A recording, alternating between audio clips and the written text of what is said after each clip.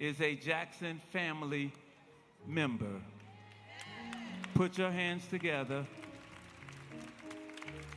for the next Congressman of the 2nd Congressional District, the former Congressman of the 2nd Congressional District, Jesse L. Jackson Jr. Come on, everybody. Put your hands together for Jesse Jackson Jr. Thank you, Pastor Meeks. If I can have everyone's attention for just a moment, I promise that I'm going to bring this program to a tighter close and get us out of here at a reasonable hour. Abraham Lincoln delivered the Gettysburg Address, Pastor Browning, in 3.5 minutes. Martin Luther King Jr. delivered the I Have a Dream speech in 13.5 minutes. If it can't be said between the Gettysburg Address and I Have a Dream, it ought not be said at all.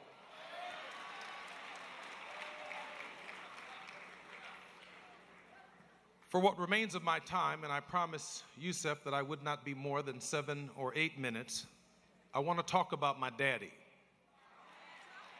Now,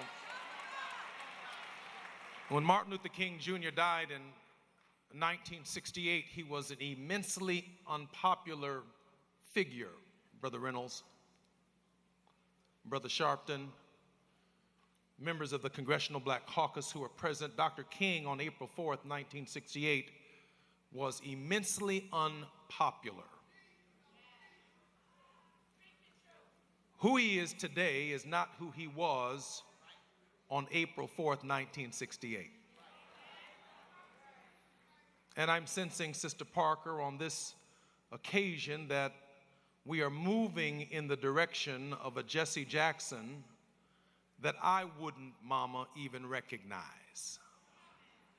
Jesse Jackson, at the hour of his death, was not Roland Martin, a popular figure. He would have stood against the war in the Gaza. He would have been fighting for the Affordable Care Act. He would be fighting to save the Voting Rights Act of 1965 and challenging the Supreme Court to render a decision in the Calais decision that would strengthen the Congressional Black Caucus and not undermine it. If you are a member of the Congressional Black Caucus and you are still here, allow us the opportunity to recognize you. Will you please stand? Members of the CBC came from around the country, and our congressional districts are under threat at this hour.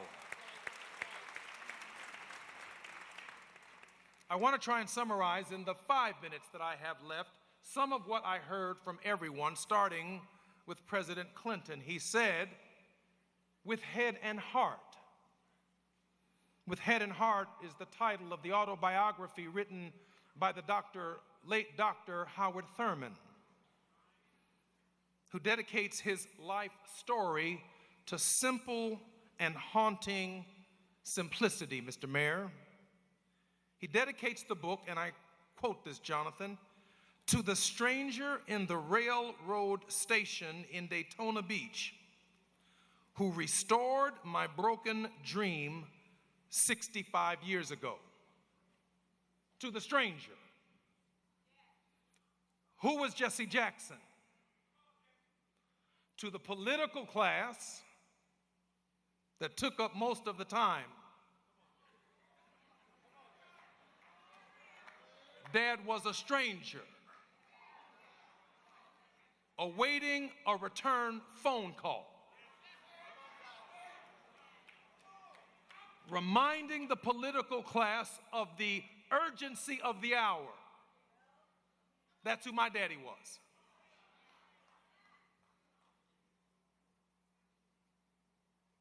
To the economic class that Jim Reynolds talked about on Wall Street.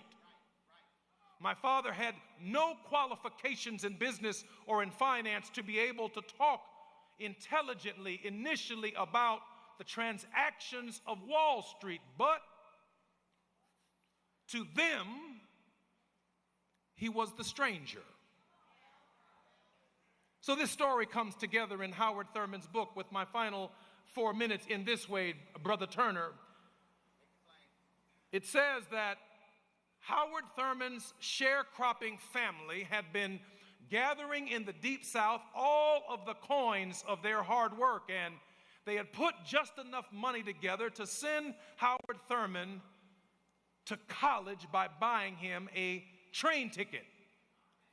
And when he got to the train station, after having loaded all of the broken pieces, Pastor Dates, into his life and of his life into a trunk, the conductor of the train told him, Judge Mathis, that he could not carry the trunk on the train unless he bought another ticket. And so Howard Thurman went over in the corner of the train station and he began crying for the idea that after all that his family had been through, he would not, mama, be going to college. And as he cried through those tears, he looked up and saw a pair of brown, old, rustic boots. And then he looked up and he saw a man in overalls. And he looked up and he saw a black man. And he said, the black man said to him, son, why are you crying, boy? And Howard Thurman said, because the broken pieces of my life I cannot take with me to college because I need a ticket. And the old man, Sister Bryant and Reverend Bryant, reached into his pocket and pulled out a little leather sack and took some coins and went and bought Howard Thurman a ticket for his luggage. And Howard Thurman says in the story that all he remembers is the man walking down the train tracks while he and the train were heading in the opposite direction. Pastor Muncie, he dedicates his book to the stranger who changed the trajectory of his life by restoring his hope. Every single person in here has a Jesse Jackson story.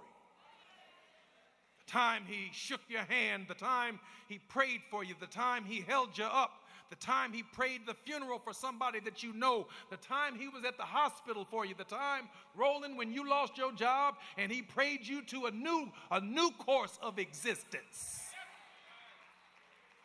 Everybody has, Sister Waters, their own Jesse Jackson story. Why? Because according to Dr. Walter Fluker, the infinite Howard Thurman scholar, he says to Howard Thurman, the stranger, watch this, preachers, the stranger was God.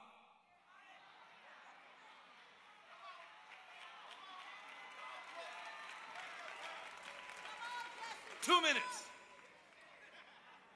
The stranger was God because he redeemed and restored the hope of Howard Thurman, a man whose name he did not know, and he sent him to college. At the moment that he needed hope, hope showed up in the form of a stranger. It's impossible, Roland Burris, for one man to know all of the people that Jesse Jackson has touched. Everybody here doesn't have the number. He don't need it no more. 773-251-6353. But just about everybody in here had the number 773-251-6353. It's a flip phone. It's analog. He didn't believe in iPhones and Samsung. He believed in a flip phone. Because whenever we needed Isaiah the stranger, that's what I heard you say, when the stranger showed up in the locker room, when the stranger showed up in them projects, when the stranger showed up, the stranger came in the form and in the embodiment of Jesse Jackson.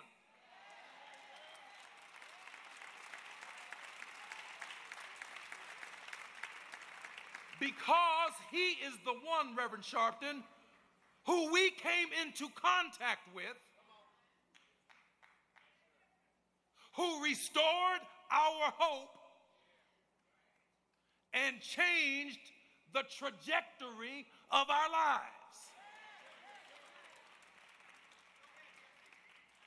No, I'm going to go on ahead tomorrow morning at push. 930 East 50th Street, part 2 of this will be there, because I got enough sense to know that I've already talked too long. I want you to think about the stranger, Reverend Dyson, in your life. It's going to be a nameless, faceless person who enters your life and restores your hope. And so when Jesse Jackson said, I don't care what the political class says, they're only interested in high propensity voters. My father looked at the undecided, Father Flager, and he recognized that they lacked somebodyness. And he told them to keep hope alive. But that's not enough. Keeping hope alive is the answer to suicidality. Not only for individuals who might want to kill themselves, but for a nation on the brink of self-destruction. Keep hope alive. For a man or a woman getting ready to hang themselves who's given up on hope, Bishop Ellis, Reverend Jackson says they need hope, not dope. Kevin Adele, he took the ministry from Sunday morning and he delivered it to the people. I am somebodyness is what Jesse Jackson's known for. Not the 84 and 88 campaign and just voter registration. Jesse Jackson's greatest contribution is not political. It is psychological. Negro, you are better off today than you were when you met this Negro.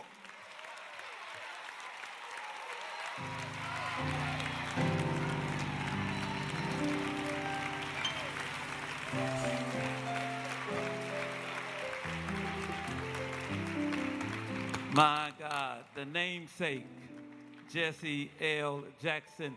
Well, we're going to keep it moving with everybody's favorite auntie. She's here. She's been sitting here patiently, just waiting her turn. Can y'all give it up for Congresswoman Maxine Waters?